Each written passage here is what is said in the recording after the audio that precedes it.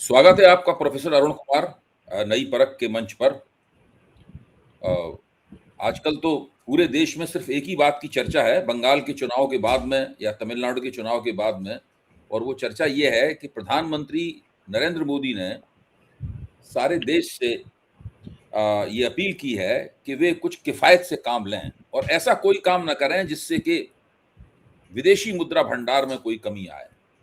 क्योंकि डॉलर से जो चीज़ खरीदी जाती है, यानी जो आयात की जाती है, भले ही वो किसानों की खाद हो, भले ही वो महिलाओं द्वारा या परिवारों द्वारा खरीदा जाने वाला सोना हो, भले ही वो गिग वर्करों द्वारा अपनी मोटरसाइकिल में डाली जाने वाली पेट्रोल हो, भले ही वो ट्रकों में डाला जाने वाला डीजल हो, तेल हो, कोई भी ऐसा काम ना करें जिससे कि जो मैं समझ पाया हूँ उसका, कि डॉलर में कमी आए। क्योंकि ऐसा लगता है कि भारत का विदेशी मुद्रा भंडार पहले से ही काफ़ी कम है और भविष्य में उसमें डॉलर बाहर से आने की संभावनाएँ भी कम हैं।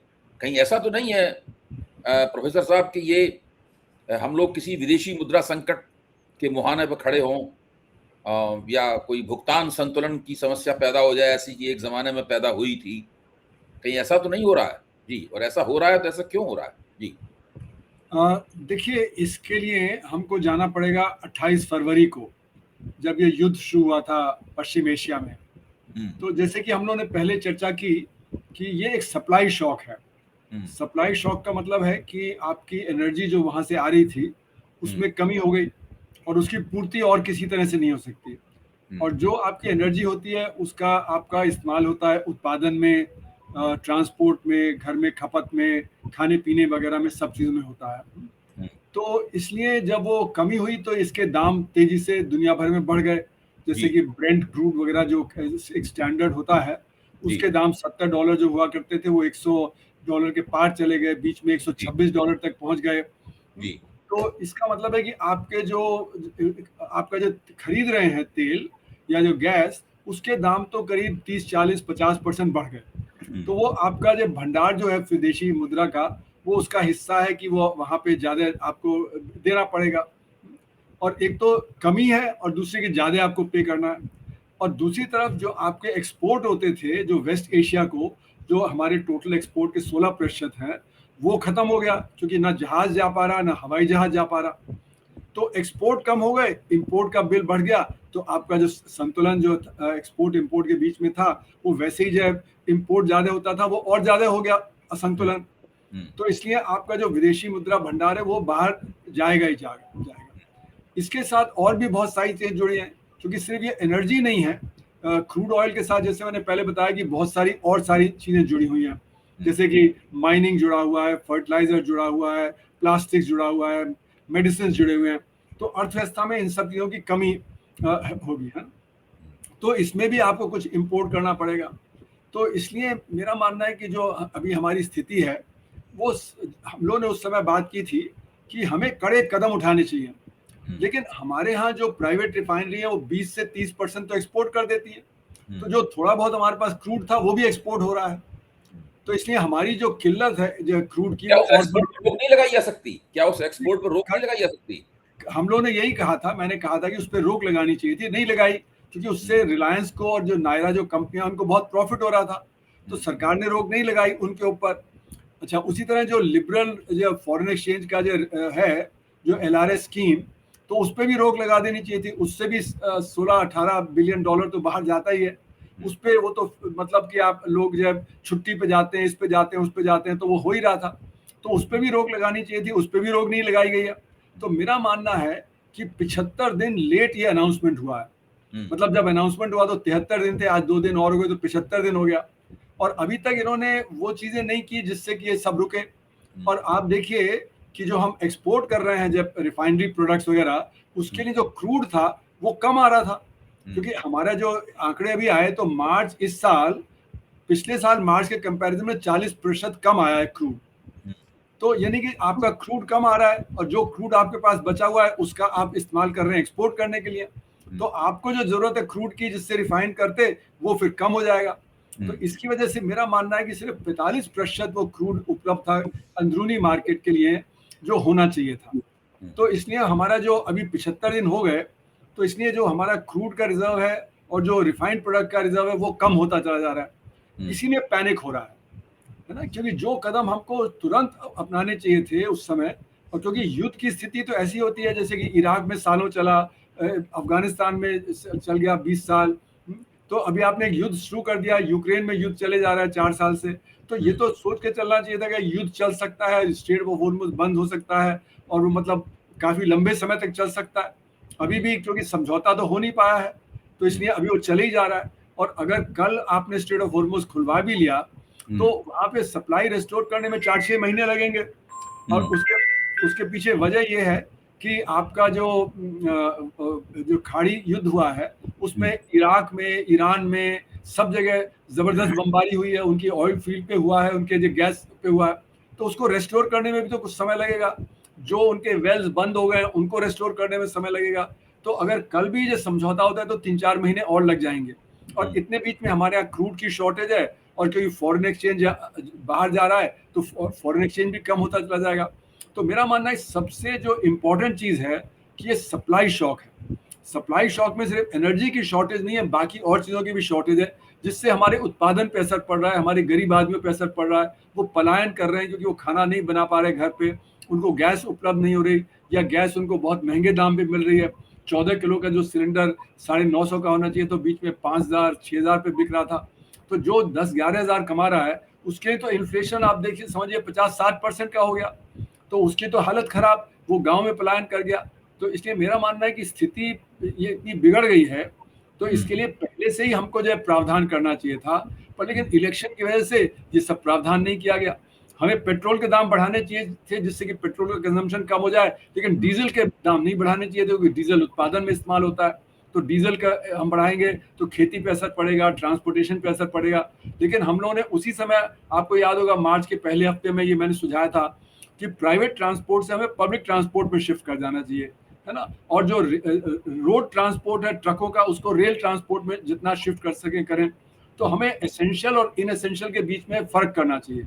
जो इनएसेंशियल चीजें हैं उस पर रोक लगाना चाहिए, जैसे कि 5 स्टार होटल है, 5 स्टार जो लग्जरी लाइफ है, जो हमारे जो सरकार के गैर जो मुनासिब खर्चे हैं, कॉर्पोरेट सेक्टर का वेस्ट है, उस पर हम खर्चा बचाएं। उससे हमारा फॉरेन एक्सचेंज भी बचेगा, क्योंकि ये जो लग्जरी कंजम्पशन है उसमें फॉरेन एक्सचेंज बहुत लगता है और हमारी जो इसमें एनर्जी भी बहुत लगती है, तो वो एनर्जी की भी बचत होती, ये भी होती। ये हमको तुरंत शुरू कर देना चाहिए था, ये हमने नहीं किया। और आज भी हम नहीं कह रहे हैं, आज भी हम ये नहीं कह रहे कि 5 स्टार जो होटल्स हैं उस पर हम कंट्रोल करेंगे, हम जो सरकार का वेस्ट है उस पर कंट्रोल करेंगे।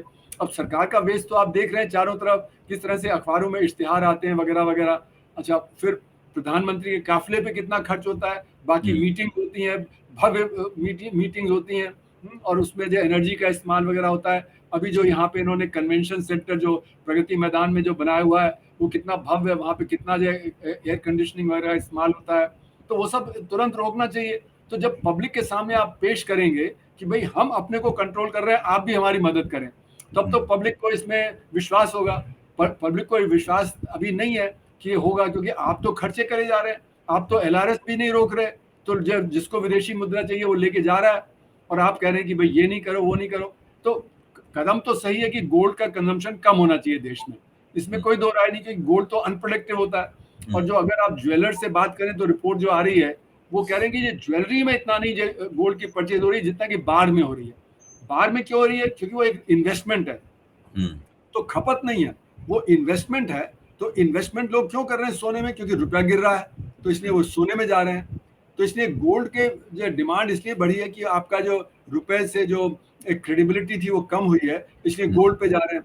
तो ये सब चीजें हमको देखते हुए हमको जो सख्त कदम उठाने चाहिए थे वो सख्त कदम अपना 75 दिन पहले उठाए और नहीं अभी भी अनाउंस किए हैं। तो इसलिए जो प्रधानमंत्री कह रहे हैं उसको क्रेडिबल बनाने के लिए इनको जो कदम उठाने चाहिए वो उठाने चाहिए।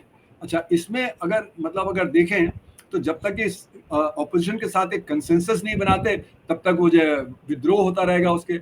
और जितना पिछले इलेक्शन में आपने देखा और अभी भी आप देख रहे हैं जिस प्रकार से अटैक हो रहा है ऑपोजिशन पे, प्रधानमंत्री बोलते रहते हैं, बाकी मिनिस्टर्स बोलते रहते हैं, तो उसमें फिर आप कंसेंसस कैसे बनाएंगे? तो प्रधानमंत्री तो देश के प्रधानमंत्री हैं और उनको एक स्टेट्स पर्सनशिप के तौर पे उनको जो ऑपोजिशन को साथ लेके और इस जनता को कॉन्फिडेंस में लेते हुए, और जो शक कम है वो अमीरों के ऊपर लगाएं। अमीरों के पास बहुत है ना। हम तो क्या कह रहे हैं, गरीबों को असर पड़ रहा है, गरीबों को पलायन करना पड़ रहा है, उनकी एनर्जी की शॉर्टेज हो रही है, उनको खाना पीना मुश्किल हो रहा है। जबकि हमें डायरेक्ट टैक्स से पैसा उठा के इनडायरेक्ट टैक्स कम करें, जिससे कि इन्फ्लेशन जो गरीब को मारता है वो इन्फ्लेशन थोड़ा कम हो जाए, और फिर जो सब्सिडी देनी है गरीबों को वो सब्सिडी हम दे पाएं, क्योंकि उनके तो खाने पीने की भी व्यवस्था नहीं हो पा रही है। फिर उनके रोजगार की समस्या है, क्योंकि उत्पादन कम हो गया। जब आपका एनर्जी कम होगा तो उत्पादन कम होगा ही होगा। इसलिए ये स्टैग्फ्लेशन की स्थिति है, जिसमें इन्फ्लेशन हो रहा है और उत्पादन गिर रहा है। तो ये स्टैग्फ्लेशन की जो स्थिति आ गई है, उससे डील करने के लिए सरकार को फिस्कल पॉलिसी की जरूरत है, तो मॉनेटरी पॉलिसी से नहीं होगी। तो हम मतलब जो अमीर हैं वहां से डायरेक्ट टैक्स जो रेज करें, जो हमारा 6.5% जीडीपी का, उससे हम उसको 11, 12, 13% तक ले जाएं, है ना। काले धन की अर्थव्यवस्था को रोक लगाएं तो 18, 19, 20% भी पहुंच सकता है वो। तो इसलिए ये जो सख्त कदम है, अभी काला बाजारी चल रही है, फर्टिलाइजर में काला बाजारी चल रही है, गैस में काला बाजारी चल रही है, सरकार को तुरंत कदम उठाने चाहिए कि ट्रेड पे अंकुश लगाए, कि इस तरह की जो काला बाजारी नहीं कर सकता। जहां जहां शॉर्टेज है वहां पे वो ट्रेड पे अंकुश लगाएं कि ट्रेड ये नहीं करे। तो इसलिए ये हमें एक मैक्रो में फ्रेमवर्क बना के और फिर ये कंट्रोल में लाने की कोशिश करनी चाहिए। यानी आपके कहने का कुल मतलब ये है कि समस्या मैक्रो है, यानी व्यक्तिगत सारी अर्थव्यवस्था की जो बड़ी तस्वीर है, समस्या उसकी है, और ठीकरा फोड़ा जा रहा है निजी तौर पर, यानी माइक्रो के ऊपर, निजी लोगों के ऊपर, नागरिकों के ऊपर ठीकरा फोड़ा जा रहा है कि अगर वो ऐसा ऐसा कर देंगे तो वो समस्या हल हो जाएगी। यही तो कहना चाहते हैं आप? मेरा ये कहना है कि मतलब जो आम आदमी है उसके ऊपर तो बहुत परेशानी हो ही गई है। हाँ। और उसकी परेशानी का हल मैक्रो में है। हाँ। उसकी परेशानी का हल मैक्रो में है, और मैक्रो में हमें कदम उठाने चाहिए, है ना। मतलब ये बात बिल्कुल सही है कि हमें सोना कम इस्तेमाल करना चाहिए, क्योंकि वो तो अनप्रोडक्टिव एसेट है ना। हमारे जो फिजूल खर्ची है, जो विदेश वगैरह जाने का है, वो तो सिर्फ 2-3% लोग करते हैं। विदेश जाना कोई आम आम व्यक्ति तो करता नहीं, 97% तो अफोर्ड नहीं कर सकते, है ना। तो वो फिजूल खर्ची भी रुकनी चाहिए। तो इस तरह की, पर ये कहना जरूरी है कि 5 स्टार कल्चर और गवर्नमेंट का वेस्ट और कॉर्पोरेट सेक्टर का वेस्ट, इसको हम कंट्रोल करेंगे, और यहाँ से जो फिर बचत होगी वो फिर हम एसेंशियल्स में लगाएंगे। तो मेरा कहने का मतलब मैक्रो से शुरू करते हुए जो हमारे गरीब आदमी को परेशानी है उसका हल मैक्रो से हम निकालें, और जो हमारे बैलेंस करना है, इक्विटस वो करना है, उससे हम जो अपना समाधान निकालें। अच्छा, इसी के साथ एक और समस्या जुड़ी हुई है। मैं आपकी इन सब बातों से सहमत हूँ, बहुत अच्छा विश्लेषण किया आपने। एक और समस्या जुड़ी हुई है कि भारत सरकार ने मोदी जी ने एक मेक इन इंडिया नाम की एक मुहिम चलाई थी। जब वो सत्ता में आई थे उसके कुछ दिनों बाद उस मुहिम का बहुत प्रचार किया गया, जी हाँ। बहुत उसमें डमरू बजाए गए, बहुत उसका भजन कीर्तन किया गया। लेकिन ऐसा लगता है कि वो मुहिम पूरी तरीके से 100% नाकाम हो गई।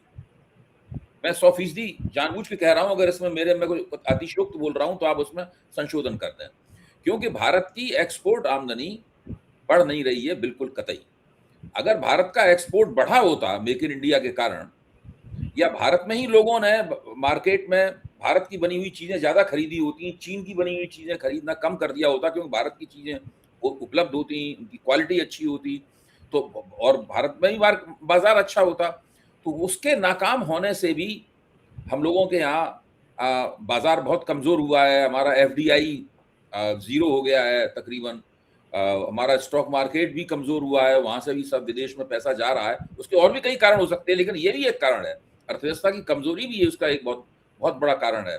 तो ये जो हम लोग एक्सपोर्ट के मोर्चे में पूरी तरह फेल हो गए, और एक्सपोर्ट ओरिएंटेड इकोनॉमी की बजाय हमारी इकोनॉमी दरअसल इंपोर्ट ओरिएंटेड हो गई है। इंपोर्ट हम लोग ज्यादा कर रहे हैं। क्या ये एक बहुत बड़ा कारण नहीं है कि हम लोग इस मुकाम पर इस मुकाम पर पहुंच गए हैं जहां हमको लग रहा है, हमारे दिल की धड़कनें बढ़ गई हैं कि शायद हमारी अर्थव्यवस्था बहुत ज्यादा गड़बड़ हो जाए? सही बात आपने कहा, लेकिन जो एक्सपोर्ट है वो कॉम्पिटिटिव है। मतलब बाकी और देशों में क्या हो रहा है, हम उनके साथ compete करके एक्सपोर्ट करते हैं। जैसे कि अगर टेक्सटाइल है तो बांग्लादेश भी एक्सपोर्ट करता है, वियतनाम भी करता है, चीन भी करता है, भारत भी करता है, और देश भी करते हैं, होंडुरास वगैरह भी करते हैं। उसी तरह चाय है तो वो कई देश से चाय एक्सपोर्ट करते हैं। तो हमें प्रॉब्लम है टेक्नोलॉजी की। हमारी जो टेक्नोलॉजी है वो हमने डेवलप नहीं की, हमने R&D पे खर्चा नहीं किया। बाकी और जगह पे जैसे चीन में R&D पे बहुत खर्चा किया तो उनकी टेक्नोलॉजी उन्नत हो गई तो वो सस्ता माल प्रोड्यूस कर देते हैं, तो इससे उनका एक्सपोर्ट तो बेतहाशा बढ़ा। यानी कि पिछले साल जब ट्रंप साहब ने उनके ऊपर जबरदस्त टैरिफ भी लगा दिया तब भी उनका एक्सपोर्ट बढ़ा, और उनका जो $850 बिलियन का ट्रेड डेफिसिट था, जो सरप्लस था, वो $1 ट्रिलियन से ऊपर चला गया। मतलब कि बाकी देशों को नुकसान हुआ लेकिन चीन को नुकसान नहीं हुआ क्योंकि उनका बढ़ गया। तो अगर हमारे पास भी टेक्नोलॉजी होती तो हमारी भी परेशानी कम होती, और अगर हमारी जो सोच स्ट्रेटेजिक होती तो हमारे पास कोयला बहुत है, हम कोल गैसिफिकेशन की तरफ जाते ना कि ऑयल की तरफ जाते। कि कोयले से कोल गैसिफिकेशन करके हम जो फर्टिलाइजर भी प्रोड्यूस कर सकते थे, एनर्जी भी प्रोड्यूस कर सकते थे। तो ये 1950s में डिस्कशन हुआ था कि कोल गैसिफिकेशन करें या न्यूक्लियर पे जाएं, और उस समय हमने न्यूक्लियर चुना ना कि कोल गैसिफिकेशन। फिर हमारे यहाँ सोलर बहुत हो सकता था, सोलर पे भी हमने रिसर्च नहीं की। हमने जो मतलब जो सोलर पे अभी चीन आ गए, हम क्यों नहीं आ गए? हमारे पास जितना सूरज की किरणें आती हैं उतना तो और कम ही देशों के पास आती हैं। तो सोलर पे हमें रिसर्च करनी चाहिए थी जिससे कि हम और भी ज़्यादा आत्मनिर्भर होते। फिर जैसे कि बायोगैस का जब प्रचलन 60s में बहुत था, तो बायो फर्टिलाइजर बायोगैस की तरफ हमको जब बढ़ना चाहिए था, तो हमने वो रिसर्च नहीं की जिससे कि हम आत्मनिर्भर हो सकते थे। और ये आज भी हम नहीं कर पा रहे हैं क्योंकि हमारा जो R&D का कल्चर है वो बहुत ही बिगड़ा हुआ है। हमारे यहाँ फ्यूडलिज्म है, हमारे इंस्टीट्यूशन में ऊपर से ऑर्डर आता है, नीचे लोगों को करना पड़ता है। तो रिसर्च एनवायरनमेंट बिल्ड करने का आपको खुली छूट देनी चाहिए। यूनिवर्सिटीज में तो आज क्रिटिसिज्म नहीं अलाउड है, तो यूनिवर्सिटीज में अगर क्रिटिसिज्म अलाउड नहीं होगा तो रिसर्च कैसे होगी? जब तक कि आप जो एग्जिस्टिंग नॉलेज है उसका क्रिटिक नहीं डेवलप करेंगे, तो एक क्रिटिक डेवलप करना एक आदत बन जानी चाहिए, तो रिसर्च एनवायरनमेंट डेवलप होगा। तो R&D में एक तो खर्चा आपको करना है, और दूसरा एक रिसर्च एनवायरनमेंट बिल्ड करना है देश में जिससे कि रिसर्च एंड डेवलपमेंट में हम आगे बढ़ें। उसके लिए स्कूल एजुकेशन भी जरूरी है। स्कूल एजुकेशन सही नहीं होगी, कॉलेज एजुकेशन सही नहीं होगी, तो एकदम से रिसर्च एंड डेवलपमेंट भी सही नहीं हो पाएगा।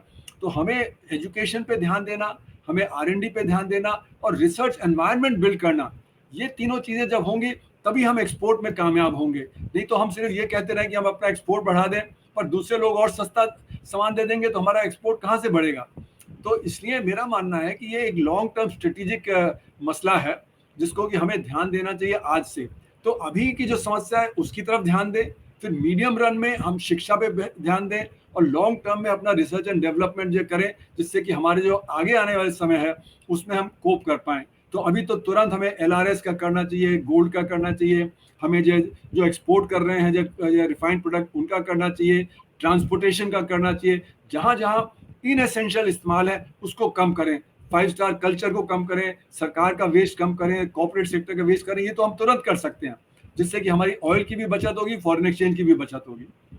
तो मुझे तो लगता है कि ये सब तो सरकार करने के मूड में नहीं है, क्योंकि जो सुझाव आप दे रहे हैं ये सब प्रस्ताव तो उनके सामने होंगे ही मोटे तौर पर, लेकिन उन्होंने इन प्रस्तावों को अभी तक मेरे ख्याल से पहले से ही खारिज कर दिया है। वो ये सब करने के चक्कर में नहीं है। प्रधानमंत्री ने ये सब जो घोषणाएं की हैं, ये सब जो सलाह दी है जनता को, इसका फायदा उठाकर इससे वो एक माहौल बनाना चाहते हैं ताकि वो पेट्रोल और डीजल की कीमतें, दाम उनके बढ़ा सकें, और तेल कंपनियों का जो मुनाफा, हरदीप पुरी ने कहा है कि 1,000 करोड़ रुपए रोज का उन्हें नुकसान हो रहा है, तो उस मुनाफे को, उस नुकसान को वो कम कर सकें। ये भी कहा गया है कि जो एक क्वार्टर में यानी एक चौथाई में ही इतना नुकसान हो गया है, इससे पिछले साल के पूरे फायदे जो हैं वो समाप्त हो गए हैं। इस प्रकार की बातें कही गई हैं। तो सरकार वो करने के मूड में ज्यादा लग रही है। लेकिन जो आपने बात कही है, आपने तो ये बात कही है कि अल्पकालीन में सरकार को क्या कदम उठाने चाहिए और मझोले अवधि में क्या कदम उठाने चाहिए, और दीर्घकालीन अगले 15-20 साल के लिए क्या ब्लूप्रिंट बनाना चाहिए, ये तो करना ही चाहिए जो आप वो कह रहे हैं। मुझे तो लगता नहीं कि सरकार इस प्रकार के मानस की है, इस प्रकार का सोच उसका है कि वो ये सब करना चाहती, वरना अभी तक उसके लिए ब्लूप्रिंट बनाने में दिक्कत क्या थी? उनके पास एक्सपर्ट्स भी हैं, सब है, वो अभी तक ब्लूप्रिंट बना चुके होते। देखिए, उनकी एक तो समझ भी ये रही है कि हम कॉर्पोरेट सेक्टर को आगे करेंगे, हम बड़े-बड़े सेक्टर को आगे करेंगे और असंगठित को संगठित कर देंगे। ये बुनियादी तौर पे मुझे लगता है कि सही नहीं है। ये नीति जो उन्होंने अपनाई है जिससे कि बेरोज़गारी भी बढ़ी है देश में, यूथ की परेशानी बढ़ी है, महिलाओं की परेशानी बढ़ी है क्योंकि उसमें बेरोज़गारी है। तो आपको तो लॉन्ग टर्म में ये सब देना पड़ेगा। और अभी क्या है कि इतना ज़बरदस्त क्राइसिस सामने आ रहा है, अगर आपने सिर्फ जो आपका जो क्रूड है वो सिर्फ जितना पहले आता था उसका 45% ही उपलब्ध है, तो यानी कि अगले 1-2 महीने में ज़बरदस्त असर पड़ जाएगा और आपका जो उत्पादन गिरेगा और उससे फिर एक तरफ हाहाकार होगा, क्योंकि एक तरफ दाम बढ़ेंगे, दूसरी तरफ बेरोज़गारी बढ़ेगी। और इसमें साथ में आप ये जोड़ दीजिए कि अभी जो कृषि में परेशानी बढ़ने वाली है, क्योंकि जो आपका जो फर्टिलाइज़र महँगा हो गया, उसमें ब्लैक मार्केटिंग चल रही है, फर्टिलाइज़र की उपलब्धि कम हो गई है और फर्टिलाइज़र की उपलब्धि कम होने के साथ-साथ अब जो एल नीनो का खतरा है। और इस साल सिर्फ एल नीनो ही नहीं है, सुपर एल नीनो की बात चल रही है कि जुलाई के बाद भयंकर गर्मी हो जाएगी। तो अगर वो हुआ तो आपका फूड प्रोडक्शन जो कम होगा, उससे आपकी परेशानी और बढ़ जाएगी। तो इसलिए जो कई तरह के चैलेंजेस अगले 2-3 महीने में ही आने वाले हैं, है ना? ये लॉन्ग टर्म तो मतलब बाद की बात है, ये जो चैलेंजेस हैं, उससे डील करने के लिए आपको सख्त कदम उठाने पड़ेंगे। एक तरह से जैसे मैंने कहा था उस समय कि ये युद्ध है, तो युद्ध के को डील करने के लिए कमर कसनी पड़ेगी। तो ये क्या कमर कसने के पेट्रोल और डीजल की राशनिंग भी होगी? अगर अगर उस ऊर्जा पे कम की राशनिंग भी करेगी सरकार? इस हद तक चली जाएगी? हो भी सकता है कि अगर मतलब जो है क्रूड के आपके रिजर्व्स एकदम से खत्म होते चले जाएं और आपको सिर्फ 40-45% ही आपको मिल रहा है, तो फिर जो है राशनिंग भी करनी पड़ सकती है और इसका असर ये होगा, उत्पादन में कमी आएगी, क्योंकि एनर्जी का कोई सब्स्टिट्यूट नहीं है। आपको एनर्जी के लिए एनर्जी चाहिए। अगर आप कहीं जो है आप जो गैस इस्तेमाल कर रहे हैं, तो उसके लिए गैस ही चाहिए, वो आप फिर कोयले को जला के नहीं कर सकते हैं, है ना? या अगर आपको कहीं जो मतलब घर में आपको जो चाहिए, तो घर में तो आप चलिए चूल्हे में कोयला कर सकते हैं, लकड़ी कर सकते हैं, लेकिन उत्पादन में आप सरली नहीं चेंज कर सकते, क्योंकि वो तो एक पर्टिकुलर जो गैस पे आधारित है या जो आपके जो डीजल पे आधारित है। तो आप जो ट्रकों को कोयले से नहीं चला सकते हैं, है ना? तो इसलिए मेरा मानना है कि अगले 2-3-4 महीने में अगर ये जो स्थिति बिगड़ती चली जाएगी, तो एक बहुत कड़े कदम उठाने पड़ेंगे सरकार को, नहीं तो एकदम अर्थव्यवस्था चरमरा सकती है। तो इसलिए बाध्य होंगे। अभी तो वो सिर्फ बात कर रहे हैं, जिससे कि जो पेट्रोल डीजल के दाम बढ़ाने से फिर खपत कम हो जाएगी, खपत होने से जो शॉर्टेज है वो थोड़ी कम हो जाएगी, पर उससे जो प्राइस राइज होगा, उससे जो जनता में असंतोष बढ़ेगा, तो उसका भी तो खामियाजा उनको भुगतना पड़ेगा। तो इसलिए मेरा मानना है कि सरकार के पास कोई ऑप्शन नहीं है, बल्कि मतलब उनको तो तुरंत ये कड़े कदम उठाने पड़ेंगे, जिससे कि आगे आने वाले 2-3-4 महीनों में स्थिति और ज्यादा न बिगड़ जाए। इसका मतलब है कि 75 दिन बाद जागी ये सरकार, वो भी अभी ठीक से जागी नहीं है। उसके जी हाँ। पास वो सब कदम उठाने का कोई योजना नहीं दिखाई पड़ रही जिनका आप सुझाव दे रहे हैं। और अच्छा, दूसरी एक बात आपने उठाई कही जो बहुत महत्वपूर्ण है, उसके बारे में हम लोग अपनी बहस के इस आखिरी दौर में हैं, उस पे चर्चा करना ज़रूरी है। वो ये है कि जब आप पेट्रोल और डीजल की कीमतें बढ़ाएँगे या आगे जाके 1-2 महीने में ज़रूरत पड़ी तो उसकी राशनिंग भी हो सकती है। ऊर्जा के यहाँ तक कि खाद की राशनिंग भी करेंगे। प्रधानमंत्री ने तो किसानों से भी कहा है कि आप खाद का जी इस्तेमाल हाँ। कम करें। किसान कोई खाद का इस्तेमाल शौकिया तो करते नहीं है, वो सोना खरीदने वाली बात तो है नहीं वहाँ पे। जी हाँ। सोना आप शौकिया खरीद रहे हैं या अपना जी बचत हाँ। करने के लिए कर रहे हैं क्योंकि रुपए की कीमत गिर रही है। तो ये जो पूरी स्थिति है, ये स्थिति तो एक तरह से राजनीतिक मोर्चे पर भी सरकार के लिए काफ़ी नुकसानदेह साबित होगी। इससे सरकार जी को हाँ। फ़ायदा तो हो ही नहीं सकता है। जी हाँ। जो भी होगा नुकसान होगा, कम होगा या ज़्यादा होगा, कैसा होगा, ये तो भविष्य बताएगा। तो ऐसे में सरकार ने क्या सोचा होगा? आपको क्या लगता है? क्या करेंगे वो तो जो है? क्यों नहीं। कुछ ना कुछ तो देखिए, ठीक है, अभी ये चुनाव जीत गए, लेकिन अगले साल पंजाब में भी चुनाव होने वाला है, उत्तर प्रदेश में भी चुनाव होने वाला है। उस उत्तर प्रदेश में जहाँ आप लोकसभा का चुनाव हार गए थे, उसके तुरंत बाद फिर आप देखिए लोकसभा चुनाव की दुंदुभी बज जाएगी। जैसे 2028 आएगा, वैसे ही सब लोग लोकसभा चुनाव की ही सारी पेशबंदी होनी शुरू हो जाएगी। हालांकि जी हाँ। साल भर दूर होगा, लेकिन साल भर तो कुछ भी नहीं होता है इतने देश हाँ। चुनाव का। तो आपको क्या लगता है, क्या सोच रहे होंगे? मुझे लगता है कि इन लोगों को लगता है कि जैसे चल रहा है वैसे ही हम चला लेंगे। मुझे अच्छा। लगता है कि सोच सही नहीं है। सोच पे ये आगे की तरफ ध्यान इतना नहीं दे रहे हैं। तो ये बार-बार अपने को शाबाशी देते रहते हैं। जैसे कि आपने देखा पैंडेमिक के दौरान जब पहला वेव था, उसके बाद इन्होंने कहना शुरू कर दिया कि हम तो विश्व गुरु हैं। हमने तो देखो डील कर लिया। और फिर जब डेल्टा वेव आया तो सबसे ज़्यादा लोग भारत में ही मरे, क्योंकि इन्होंने आप देखेंगे महाकुंभ को भी जब रोका नहीं तो वो सुपर स्प्रेडर बन गया।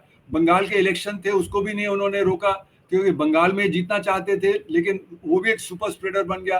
तो ये गलतफ़हमी में रहते हैं।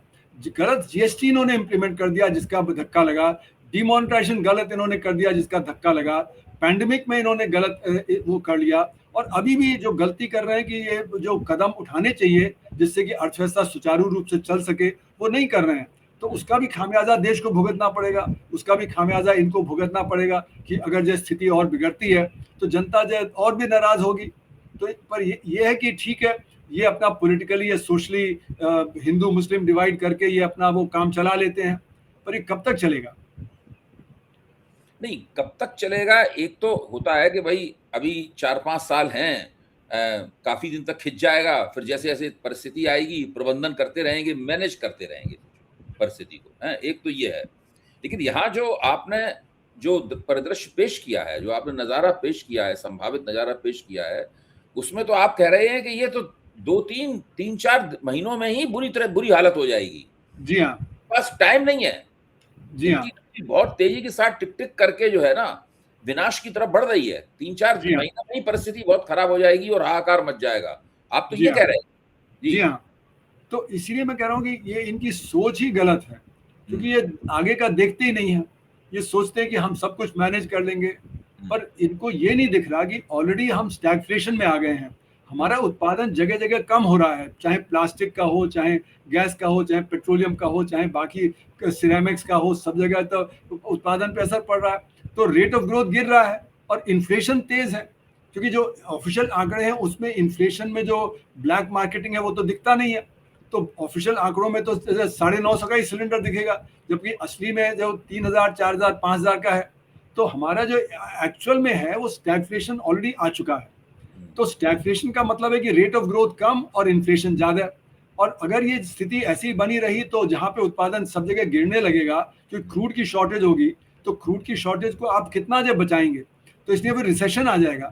रिसेशन से निकलना भी काफ़ी मुश्किल होता है, और क्योंकि दुनिया भर के लेवल पे इस समय ये परेशानी बढ़ेगी, तो जो जिन देशों के पास एक्सपोर्ट सरप्लस है वो तो बेनिफिट करेंगे, जो इम्पोर्टर्स हैं उनको नुकसान होगा। हम तो सबसे बड़े इम्पोर्टर हैं चीन के साथ, तो अमेरिका को फायदा होगा, रूस को फायदा होगा, ब्राजील को फायदा होगा, वो तो एक्सपोर्ट करते हैं, है ना?